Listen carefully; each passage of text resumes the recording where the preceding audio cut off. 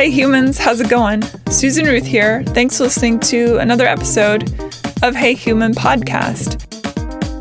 This is episode 278, and I had a conversation over Zoom with Cameron Esposito. Apologies really quickly, I need to point out that this episode, it had a lot of technical glitches. Something was going very weird with Zoom or with my machinery. It seemed like everything was going wrong. I had a coughing fit at one point that I cut out so you didn't have to hear that. I don't know, it was just one of those days. And Cameron was very patient with me. Unfortunately, a lot of my questions came through crackly and all warped. You couldn't really understand what I was saying. And so in those cases, I just cut me out completely and allow her to just, it sounds like she's just free flow talking. She's actually answering questions that I'm asking her. But luckily, she's so succinct and knows her mind and knows what to say that you can't even tell that I haven't asked the question, if that makes sense. I think it flows really nicely and doesn't have you suffering through trying to make out what the heck I just said. It was all garbled and weird. I don't know what the heck was going on. Lots of technical difficulties that day. But that's the way it goes when you're an indie gal doing it all yourself. Thank you for your patience with that. All right, back to Cameron. Her pronouns are they, she. She has a memoir called Save Yourself. She is the podcast host and founder of Queery podcast. She's an activist. She is a stand-up comedian. You have probably seen her on her own specials. She had a special called Rape Jokes. She's been on the late night talk show circuit a billion times. She's really a fascinating human. She studied theology. We talked about religion. We talked about stand-up comedy. We talked about childhood stuff. We talked about being a voice for the voiceless and representation, what it's like to see people that are your representation in the media and film and things like that. We recorded this, this good amount of time ago. I would say even maybe 6 months ago. And it's timely though, in that we don't talk about anything that isn't always going on. So again, she was very patient with me as I was trying to work out how to fix the errors within the sound quality. These things happen though. So, all right. Definitely check out her book, Save Yourself. Check out her Queery podcast. All right. Other stuff. Social media. Hey Human Podcast is on Facebook and Instagram. My personal social media is Susan Ruthism. You can email me, susan@heyhumanpodcast.com. Rate and review Hey Human on iTunes or wherever you get your podcasts. There is a merch page on heyhumanpodcast.com where you go there, you can click on the store button and get Hey Human t-shirts and hats and masks and all that good stuff. That really helps support the show, which is ad-free, as you know. You will also find a links page on the website, which is for every guest I have. I curate a pile of links about books or articles or things we talk about and whatnot. So you can do deep dives into each of my guests and what they're about and what they think and all that kind of stuff. If you want to join up on the mailing list, susanruth.com is where you do that. That's my regular Just Me website that has all the other stuff I do, art and music and all that good news. And I only send out those mailers, I don't know, maybe every quarter, maybe more. For those of you in the greater Seattle area, I'm going to be playing a show at Miller's Gathering on October 16th. You can go to millerscarnation.com for tickets. And I think there's just a few left, so definitely do that if you're interested in going. All right, that's all the office stuff I need to talk about. Let's get into this episode. Be well, take care of each other, take care of yourself, stay safe, be kind, and here we go. Thanks for listening, everybody. Cameron Esposito, welcome to Hey Human. Hi. I appreciate you being on the show. Our common connection, Ben, was very kind to set this up. So shout out to Ben, who is lovely. Yeah, shout out to Ben. Yeah. Let's start out with the beginning of you. You grew up in it sounds like, which is weird for a comic, a healthy environment, except for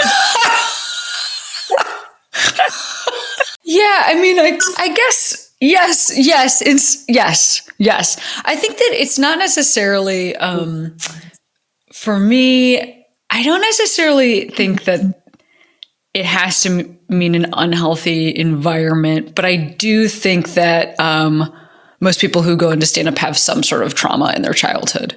And I definitely have that, even though like my parents are together, they've been together for over 50 years. And I grew up in the suburbs in like this very idyllic, there's like no crime where I'm from. So some things that I think can make somebody pursue this job were not there, but other things were definitely there, like feeling like an oddball, getting bullied a lot for being queer. I had crossed eyes when I was a kid, so I had to wear an eye patch for a lot of my childhood. That'll go ahead and make you a stand-up comic. Right there, that's enough, I think.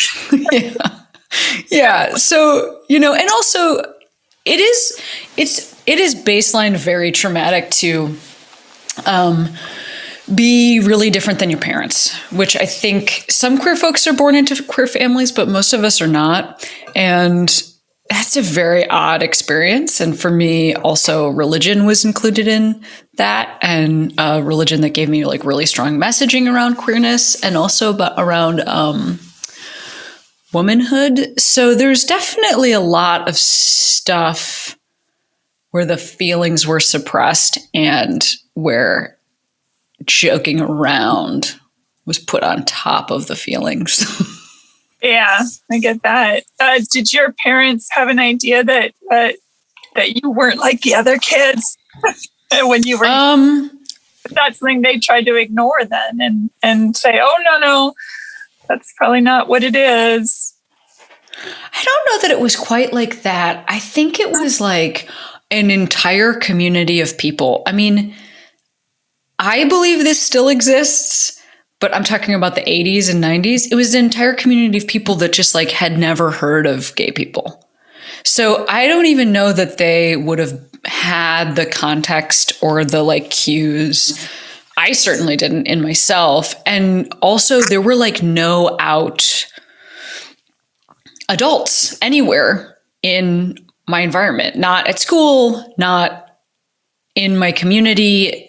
So I think that I just think for all of us, it was, and this is also a time when people weren't supposed to come out if they wanted to like work with children. This is like, we don't really talk about this anymore because the focus has moved to like bathrooms or kids in sports and like, can trans kids play as the people that they are in the sports? But there was like this big time when it was like, teachers can't be out and kids need to be shielded from gay people because like gay people are predators toward children, which is not true. Anyway, so I just say all of that to say like, I knew no gay people. So yeah, I think they were just like, we have two daughters we have three daughters. One of them is a ballerina. One of them is a boy. And one of them is a dog because my younger sister dressed as a Dalmatian for a large portion of her childhood. That's amazing. Self-identifying Dalmatian. I can get behind that 100%. Yeah. Yeah. Did you know, a lot of kids when they know that they're gay from an early start, there's a sense of it. And like you said, they keep it quiet or maybe they don't have a context to frame it with. Did you have a feeling that something is not quite the same as everybody else? Or did that not happen till much later? Yeah, again, I don't know that. I mean, I did seem different than people around me, but I don't know that I like really don't. How do I explain it? Because I also have like some gender stuff going on. And when that was true when I was a kid too, where like, I just was like a gender non-conforming kid in a lot of ways. When we would go out for auditions for the school play, I always showed up in for the boy parts, or I wanted to be Robin Hood for Halloween, and everybody else was like in a poodle skirt. It was just like a different, I was just doing a different thing. And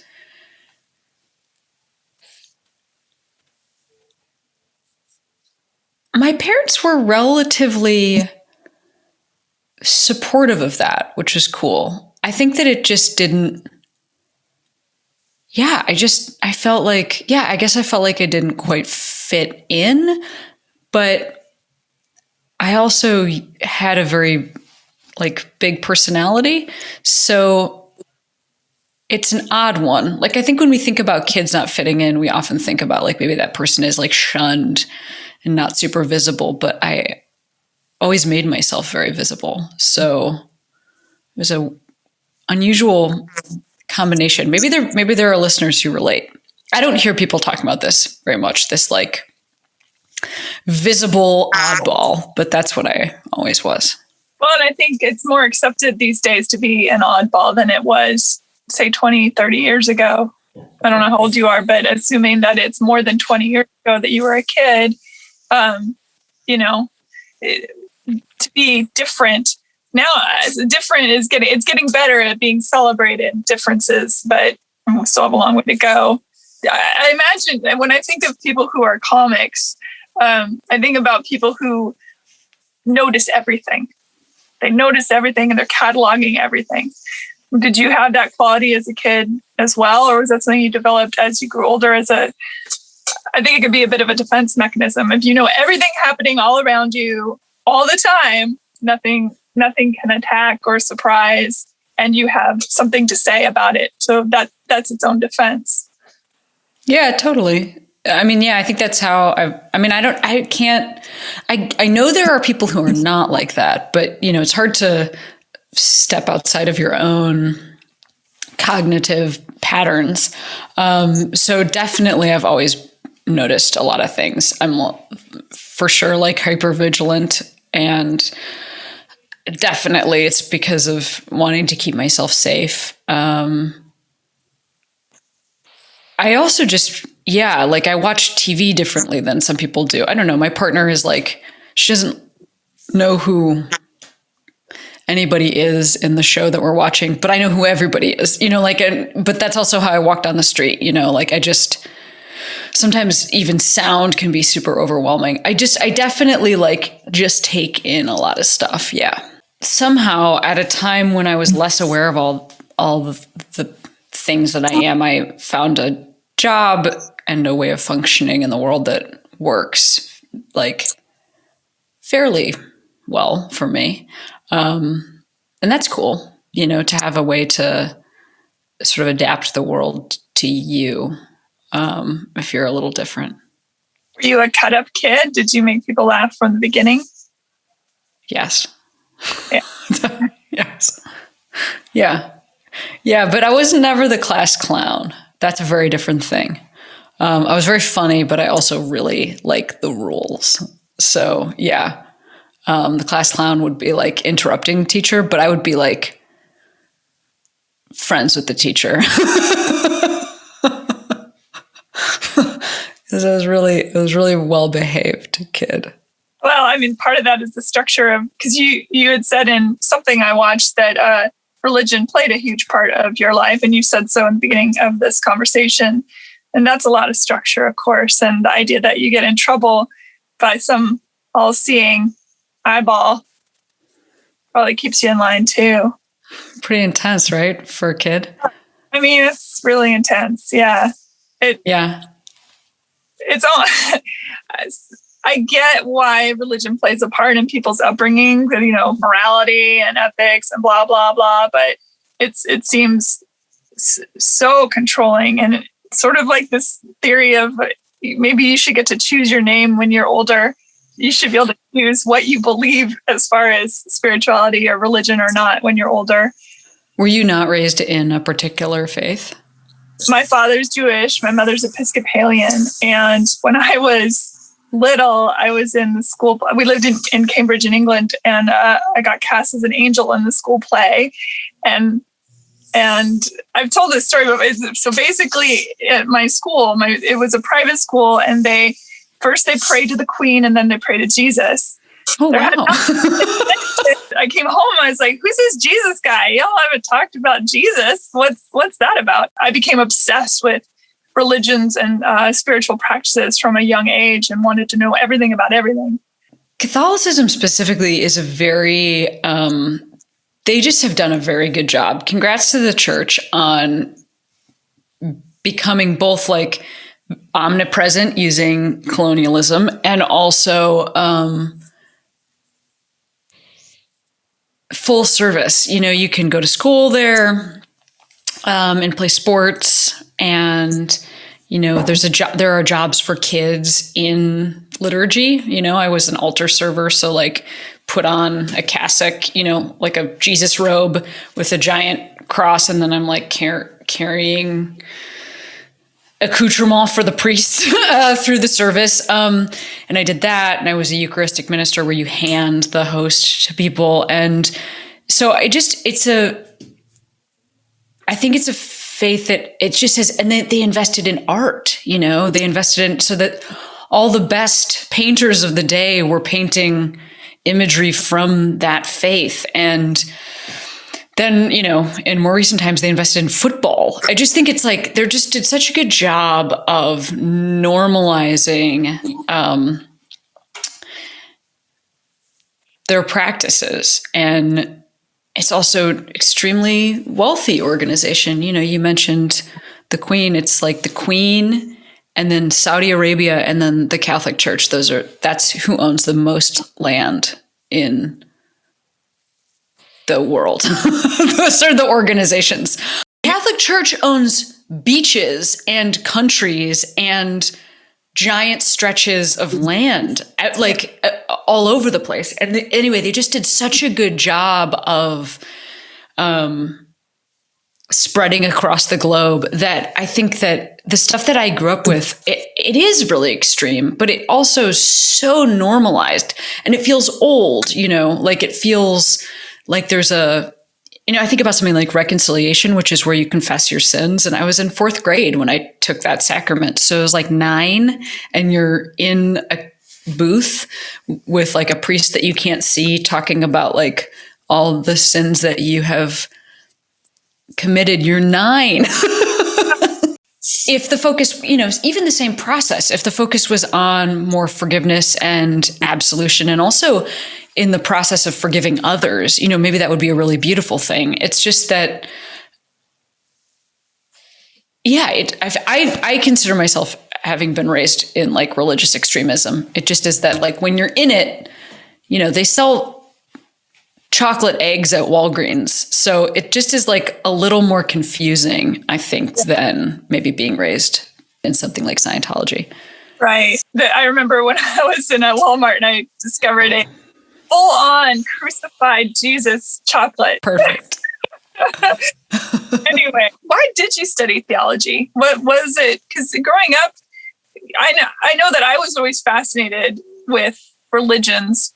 I thought they were, you know, and I also noticed, even as a kid, the similarities between all these different religions and philosophies, and the patterns of so many, like the flood story or the virgin birth, or, you know, 200 plus gods, and they all have something in common. What drew you into that?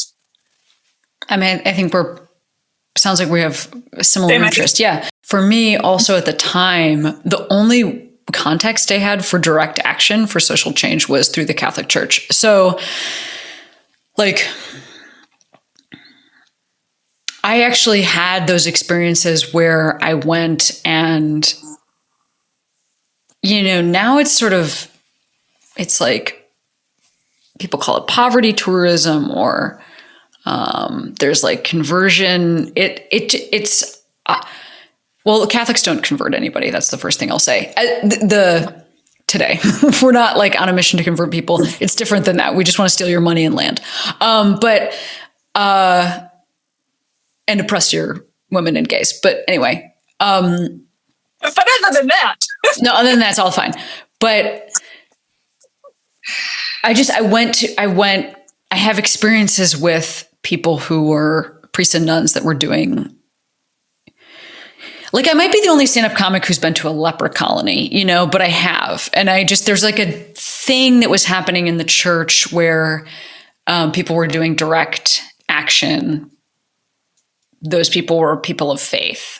That was just the only people I knew who were protesting or serving meals to, you know, folks who were unhoused. Those were all through faith. I eventually found out there are people who are doing political action, who are doing organizing, and who are doing protesting that are not affiliated with the Catholic Church. But at the time, that was my whole context. So I was interested in, like, what do we actually believe that we're going out in the streets and doing all of this action?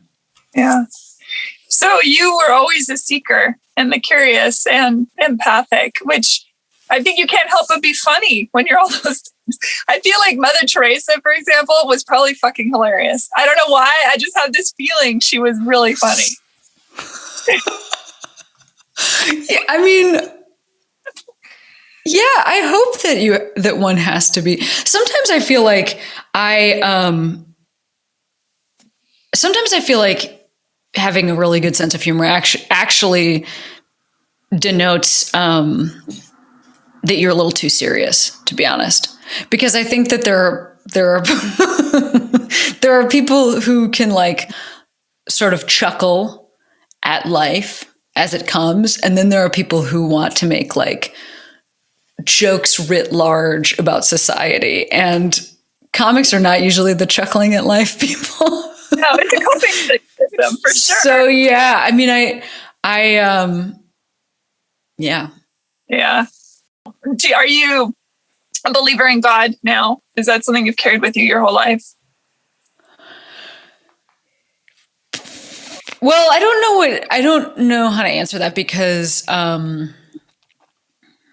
think because I was raised with such a specific, like, sky man with a beard thing, even the word God is like, it's like too much, but definitely a higher power or order to the universe, or like interwoven connection between humans. I do believe in all that stuff. Spirituality. I also think that things that appear in major religions, including the religion that I was raised in, are really beautiful. Like the Bible as a text that is allegorical and also semi-historical, at least as an anthropological study of the way people were living at the time. So, you know, I like really think of that as like a spiritual book. And I also don't think that, like, Noah had an ark that, you know, was, you know, okay. So that's kind of how I feel about, I think, God in general, which is that just as humans, we are doing something here. But I don't know that there is a person, like a personified spirit that we're proving something to. To me, it feels like an energetic thing that as you grow and learn, so does the thing that you're connected to, whether it's science or a ethereal being of some sort, or an allness of some sort. I do wish that people who, quote unquote, are faithful to their religion would dig further into their texts and do see the things that the stories around the stories, you know, and the metaphors, and I mean, that's a whole other ball of wax. A lot of people do. It's just that those people don't. It's just that we overrepresent shitheads. You know, the loudest voice in the room is sometimes the worst person to pay attention to, and so I just think that. And I get an amen.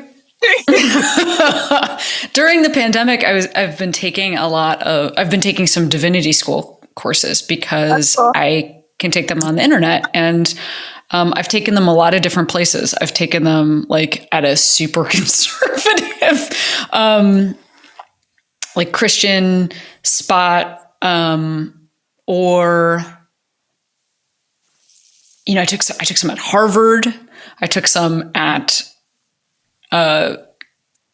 even geographically different institutions. Anyway, this is all just to say that I think some people are doing really good work and scholarly work and interesting work. And some people are really looking at it the way that we're talking about. And this is what's always been interesting to me is what's important to people. I mean, that's the same thing that I find in stand-up is that I'm talking about what's important to people. That's also what religion does. It tries to speak to what's important to people. It's just that I think, we pay like too much attention is given to like straight white cis men who want to scream about whatever. And there are plenty of other things we could give attention to that are really cool and interesting. Mm-hmm. As you are finding your voice as a comic, I watched a lot of your stand-up over the past few weeks, and I went, as far back as I could online. And it's cool to do that with a comic because you see how those little tiny adjustments, the little adjustments as they go, and the like trying to find the voice, and then the sort of settling into the outfit of it, or and it's cool. How does one? Could you tell along the way? I'm trying to think how to ask this. Could you tell along the way like that you were doing that, or was that really more of an unconscious act? I know that, of course, as a comic, you're always trying to develop and shape what you're saying and things like that. But I'm talking about that describable thing. Yeah, well, again, my thesis is that like stand-up is about what's important to people. And I think when a comic first starts talking, but also like when friends start talking or when you're first dating someone or when you first start doing therapy, the stuff that you talk about first, sometimes it's stuff that's been like burning a hole in your brain. But it's not necessarily personal. So like I used to run an open mic in Chicago for years and years. And this open mic was the most popular one in the city. And, we'd get hundreds of audience members. And I say all of that to say, I saw so many people do their first sets and everybody thinks that they're like breaking the mold. And it often is like really offensive stuff or like super trite, or like taboo topics that are off tread. Like somebody will be like, nobody's ever said this about, people that are HIV positive. I'm not, but this is just an opinion I have. And I just think over time, the natural flow of human behavior is toward the more personal as we trust relationships. And, stand-up is really just a relationship with the audience and with yourself. So I think for everybody, it's moving toward the more personal. And then obviously, hopefully also getting better at just the skill set of things like breathing and timing and eye contact. And that's just happening through repetition. But I think both those things are happening simultaneously. Sometimes one of them gets really good for a while. Like you're like, oh man, I'm performing. I'm like, feel so connected, but the material is not that connected. And then that shoots up, but those are really the two like, vectors. That's really the change that everybody's experiencing. And I see it in other comics too. And I think what is sometimes a bummer, is when somebody's really successful and whoopsie daisy, they actually don't have anything cool or interesting to say. And those are the two rates of change or whatever. That's the graph, the line. What is this? I'm doing it with my hand. What's this? This is a line. That's on the X and Y axis. What you're changing on the Y axis is you're getting better in terms of repetition, but you're also getting better in terms of using things that are personal. And what is a big bummer is that sometimes people are really successful and it turns out they actually don't have anything interesting to say. And that's always my saddest. That's always who I think, oh, rats. Whoopsie daisy. Do your parents come to see you perform? Yeah. Yeah, totally. They always have. Everybody in my life always has. 'Cause it's, a weird public job. Now my job looks a little bit more like a day job because I have a lot of other things that I do besides perform. But for a while, my whole job was was at night. And during that time, friends were always coming to shows. Family members were always coming to shows. Everybody in my family's seen me perform. My Nana even. Oh, that's cool. And that's got to be slightly weird at first. She came to see me when I was a circus ringmaster. There was a period of my life where I was a circus ringmaster, and she came to that. That's the thing to bring your grandmother to. Your 97-year-old grandmother at the time. She has since passed, but that's the thing. If you're in the circus, then she doesn't even have to hear your stand-up. How did you get to be in the circus? That's a cool ass job. It is a cool ass job. I don't know. I was performing in Chicago, and in Chicago, the arts community is pretty small because there isn't an industry. And so I just knew a bunch of people who were circus performers, and they were looking for somebody to work and sort of host their show and then travel with them. And I said yes to that job because who would say no to that job? You saw the outfit? Please say yes. Yeah, definitely. Sure. Whether or not you meant to or not, you become a voice of LGBTQ. Do you find that a lot of younger people come to you and say, help me do this or that, help me unravel and talk to my parents? You did a thing on BuzzFeed that was questions for a lesbian, which I loved watching that. I thought it was great. And people ask very interesting questions. But do you find that you become that for a beacon? Yeah, I mean, well, I'm a little insulated from direct contact at this point because, when I'm traveling, I always have security because I'm a tiny person and sometimes people don't like that queer people are around. And so, I've had some negative experiences. But what I will say is that I always stay after shows and I meet as many people as I can. And usually I'm usually in an altered state after a show because it really is, the experience is really, you're on drugs. There's so much adrenaline is pumped into my body that I am sort of dissociative at that point. And so, I try to stay as present with people as I can, but I say all of this to say something that's been really cool actually is that I've done a bunch of Zoom shows or other types of virtual shows during the pandemic. And it's really rad because I can see people in the different way. I'm seeing them in their homes. And even though the adrenaline spikes happen, some of them are a little lessened because I'm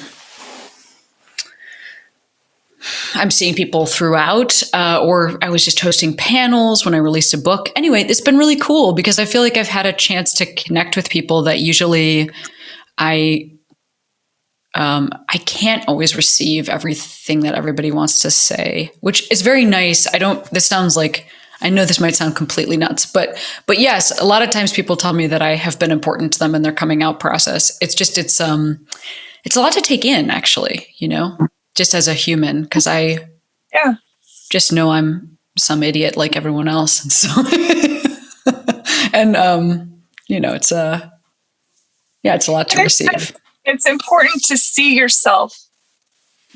You know what I mean? It's important. So if I'm a young person and I'm identifying as LGBTQ in some way or another, and I see other people that are out there being famous for or being successful or being adored or appreciated or just not having rocks thrown at them, I think that's so important. And I know it's getting better and better and better, but it's so important to see yourself.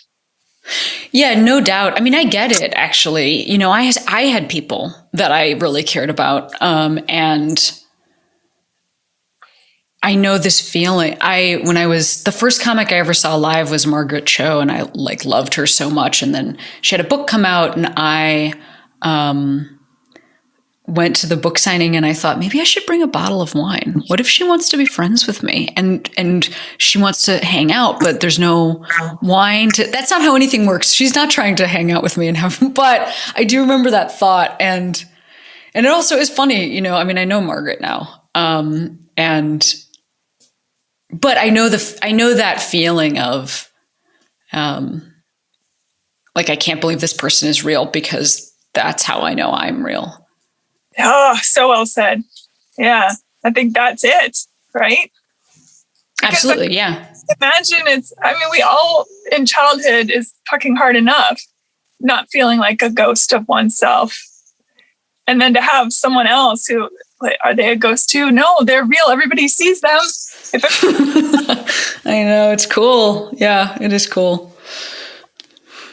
I watched your the rape jokes show, and there was something that you said in there that really stuck with me. And it's that you said, "Get in the way." And I think that was such of all the, it was a great show, but that one line really resonated with me.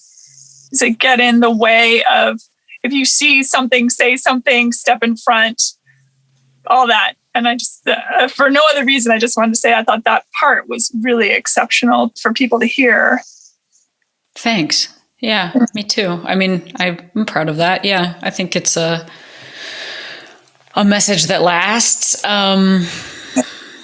And definitely how I live my life. And people did respond to that when that special came out. So, I think it's to what we were just talking about. I think your presence on a stage, being who you are and grounded in that, is its own form of getting in the way. You become a wall between people who are trying to figure out who they are, or who maybe know who they are, and the people that want to somehow attack that, which is so cool. Yeah, absolutely. Absolutely. I also, the other thing that goes with that is, like, the other sort of like slogan or whatever that I have that's just personal is to hold the door open, hold the door open. And I think those two things together are what I've been doing. So yes, I agree. I think that that's what I'm doing, like, in terms of a front facing, if you're seeing me at a show, just looking like this creates space for anybody in the audience who looks like this. And then also,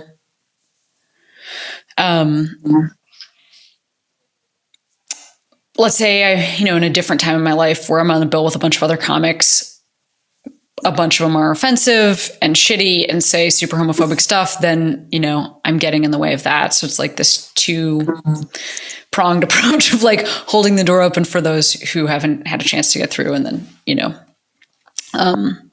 holding a hand up to stop those who would do harm. But that's also, what I'm doing behind the scenes often too, in terms of if I'm in a position to hire folks, or if I'm booking out my podcast, or people that will open for me.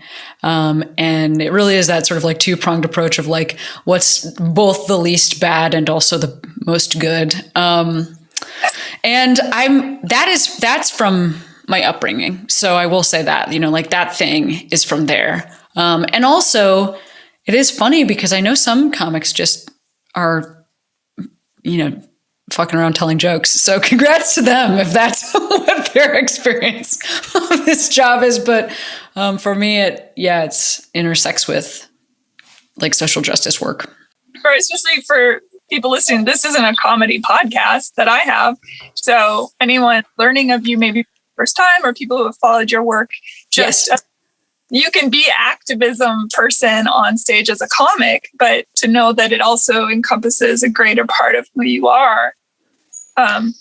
You said something else in the beginning. I think it was at the beginning of, I've watched so many, now they're all kind of like, I might have been on the rape jokes one, but about the concepts of the PC and the cancel culture and what comics choose to say or not say.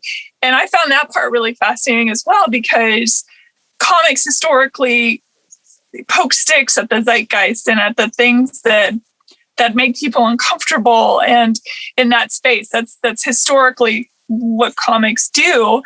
And if I understand, I'm going to paraphrase you so that you can then tell me I've fucked it up or that I'm right. But that there's a way to do that without being offensive.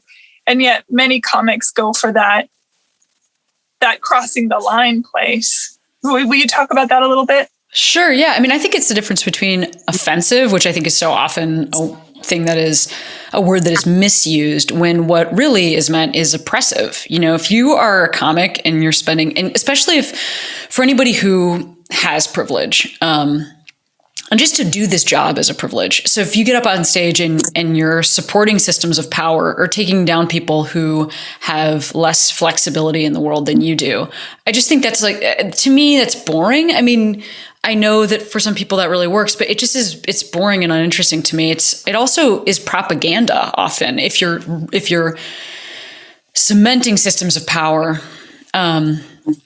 by degrading those who have less than you. And so for me, it's, you know, it is poking a stick, but it's like, it's punching up, right? That idea. And so, you know, I think no topics are off limits. It's about taking the time and care to respect the topic that you're talking about. And if you can pull it off, amazing. You know, I think sometimes there's like this weird fault. There's like this weird, there's this fake thing that has been happening for a while in comedy, which is the idea of like the social justice warrior versus the canceled comic. So that's like a comic who's like, it's free speech. You can't come in here and censor me. First of all, censorship is not when you're getting paid to do your job and somebody gives you feedback. That's not what censorship is. But yeah, I receive so much feedback. I receive feedback from people who are in my industry who don't think I'm funny because they don't think like women are funny, from people who are in my industry who don't understand why I have to talk about being gay all the time while they talk about being straight all the time. I also receive feedback from my community about like, hey, these words are no longer okay with us. There is no chance that the queer community is harsher to straight people than it is to its own, because we have a high bar for what we expect from each other. So I just will say, whenever I hear like some quibble between, I don't even know who it is, it's like Tim Allen on a college campus, and it's just like, what are any of you even talking about? First of all, like Jerry Seinfeld is always talking about this. Like, Jerry, why are you even still doing shows? Like, go use your money and do something more interesting. Like, how is this still? But anyway, why do you need to play a college? Like that's like a highly paid gig. Leave it for someone else. That's just one thing I'll also say. Also, if you're not trying to win the hearts of 18 to 35-year-olds, you are out of step with modernity. Like, that's something to be bettered for you as a comic. And just as an artist, you know, I receive a ton of feedback all the time. And to me, when somebody speaks out about a feeling of censorship, it just reflects to me that they don't get a lot of feedback, that they are so privileged. It's like our former president, you know, like, oh, he's so privileged that, you know, that people holding him accountable feels like oppression. Yeah. Anyway, that's a very long answer. Oh, it's a great answer. Let's talk a bit about the podcast that you do, Queery podcast. What about the space for it and the types of guests you have on and your mission on it? Yeah, well, I years ago I heard an interview between Terry Gross and a big sports star, huge sports star who happens to be queer. And Terry asked that person about if they'd ever had heterosexual sex.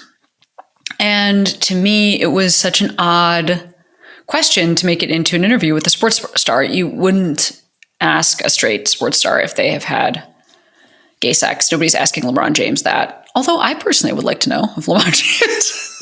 But anyway, I am used to on like, for instance, earlier on this podcast, we were talking about my parents and like coming out stories. Those stories, like, I think if we're going to break the bubble of the queer community and talk to other folks, those stories are really important to hear, because oftentimes, like, maybe you're not having this one-to-one relationship with this experience. You are a parent, or you're a sibling, or like a uncle, whatever it is. And you do need to hear those stories. But for queer folks, our lived experience is like not, I don't spend every day thinking about how my parents took it when I came out. And I don't spend every day thinking about like whether or not I've ever had heterosexual sex.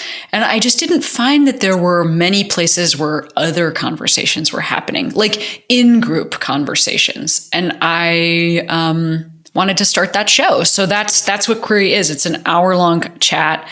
And it's just sort of like beyond, I mean, there's still a lot of coming out stories and childhood stuff. That's all in there, but it's also because there aren't like a ton of late night hosts or, interviewers who we just don't see it or hear it that much. We don't hear the kinds of conversations that I have in my life with my friends. And I wanted a place for people to hear that so that other queer folks could, if they wanted to, listen to stories beyond. And also for folks outside the community, if you're like, okay, I'm super interested in being a better ally here, like what a great thing for you to just get to be a listener in a room that is not built for you.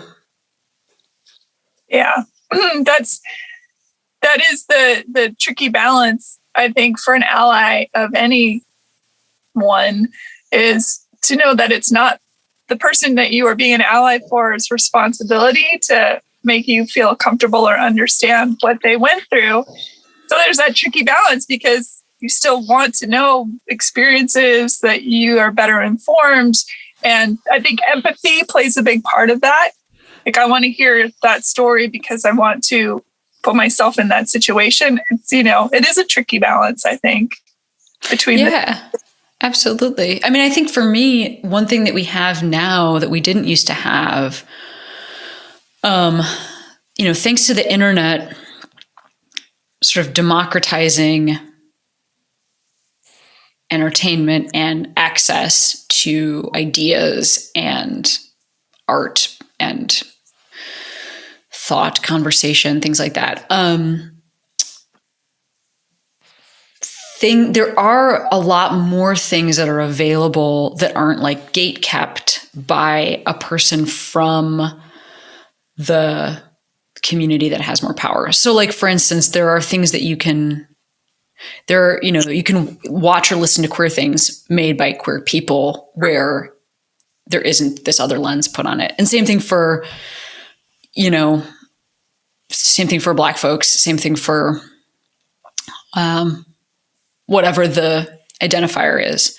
And I think that's, for me, that's such a cool opportunity, because we have this thing where we could be motivated by our curiosity to sort of put ourselves in a room where, and I don't mean a physical room, like we don't even have to go into spaces. We can become a fly on the wall and hear the things that beforehand would have just been filtered. And that is really cool. I think it's a real opportunity. Just following, like, if anybody that's listening is on Twitter, like, who are you following? Is it, and is there an area that you're interested in or that you have ideas about where you could expand that? And I'm not talking about like crossing the aisle and like following a bunch of, like hateful QAnon believers. I'm talking more like just making sure that like, hey, everybody I follow is my same age. Everybody I follow does my same job. Everybody I follow is the same race as me. And that's such an easy change that can affect the whole way you're experiencing the world. 100% believe that. Yeah, it's important to hear all the voices. Not just the ones in your head, but also you're going to get a legitimate, like if you're just following somebody on Twitter, you're going to get what's really, or at least what's filtered for social media, but from their heart, which is so different. That might not be, to be a white person following a bunch of Black folks in the last year, like those people might not say the things that they're saying on Twitter to my face, because I'm not the person they want to talk to about this, but I can opt into listening. I just think that's a really cool thing that's possible. The space of listening is very powerful. And the more that people step into that, I think the better off we're all going to be, for sure.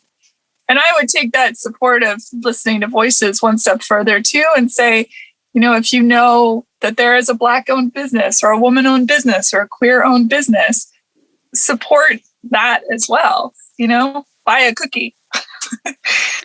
Yeah, I mean, that's something I have.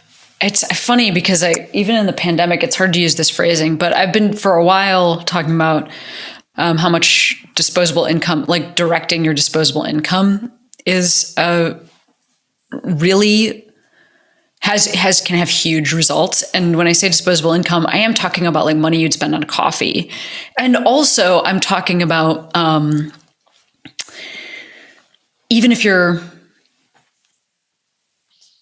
like, I just started a couple years ago, actually during the last presidency, I just started making sure that I was always seeing bands when they came to town that I wanted to be able to continue to make music, and just small actions like that, and not everybody has money to buy coffee outside of their home or is going to concerts. But if you are, you can do this. And also, one can be a lot. That one small thing, if everyone's doing a one small thing, it becomes a gargantuan thing. I think a lot of times we get so caught up with the idea that, my voice doesn't matter unless I'm screaming from a rooftop or I've got 1,000 friends all doing the exact same thing. That it is, those little tiny steps are also consequential.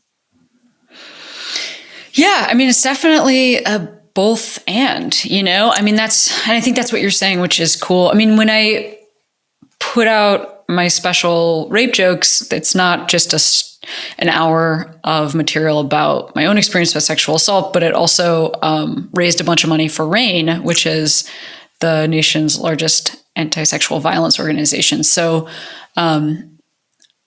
yeah, I mean, that's what I'm trying to do in my life, is like speak about the topic and make sure I'm heard on the topic, make sure people in my life know how I feel about it. Sexual assault, no thanks. I'm circle yes or no, circling no. But also then, here's where I would direct you to. This is a resource. They have a hotline. There's somebody who is doing work. Obviously, I'm in a different situation than maybe somebody with a different job. But however that makes sense in your life, I think both things are important. Be heard, make yourself heard, but then also what's the action?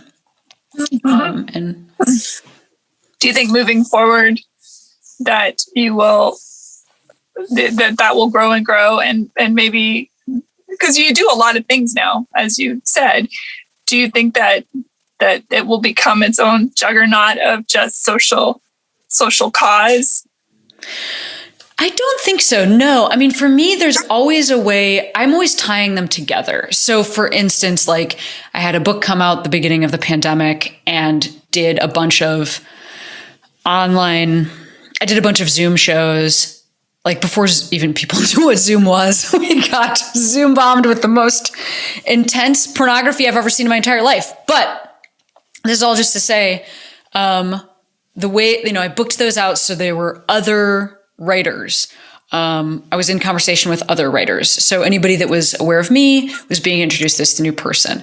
And many of them were also like more successful than me in the field of writing. So I don't mean to say that anybody heard about Roxane Gay through me, but just she was on the panel, but then also partnered with an indie bookseller for all of the events. So again, it's like, okay, you're showing up for me. Here's who else you could be interested in listening to. And then here's where you can buy their books.